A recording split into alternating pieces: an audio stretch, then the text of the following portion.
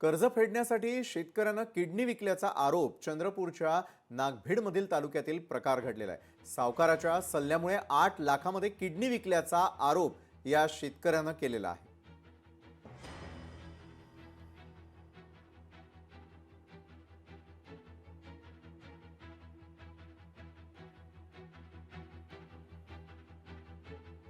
आणि आमचे चंद्रपूरचे प्रतिनिधी अनिल ठाकरे यावाला आपल्या सोबत या संदर्भात अधिक चर्चा करण्यासाठी जोडले गेलेले आहेत। अनिल, अतिशय धक्कादायक प्रकार आहे। अनेक जण पोटा पाण्यासाठी वेगवेगळे व्यवसाय म्हणा किंवा अनेक गोष्टींचा वापर करताना दिसतात, मात्र सावकारानं थेट दिलेला सल्ला आणि त्यानंतर किडनी विकण्याची शेतकऱ्यावरती आलेली वेळ धक्कादायक प्रकार आहे। महाराष्ट्र निश्चित हादरणार ही घटना पाहिल्यानंतर। काय सविस्तर माहिती आहे? सर, निश्चितच हे अतिशय धक्कादायक अशी माहिती पुढे आलेली आहे।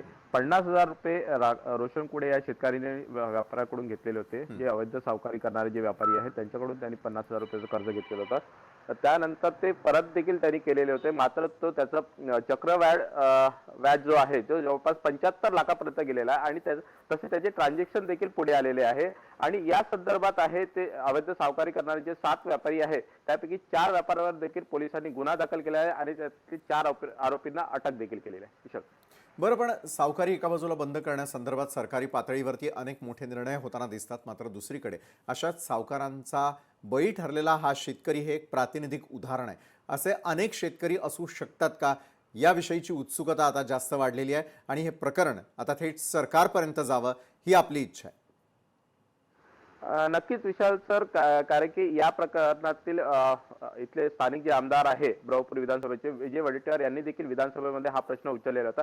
शेतकऱ्यांना कुठेतरी वाली कोणी नाहीये आणि नक्कीच वाली कुठेही नसल्याचं या प्रकारामुळे निश्चितच दिसून आलेलं आहे। विशाल सर, धन्यवाद आपण दिलेल्या या सविस्तर माहितीसाठी।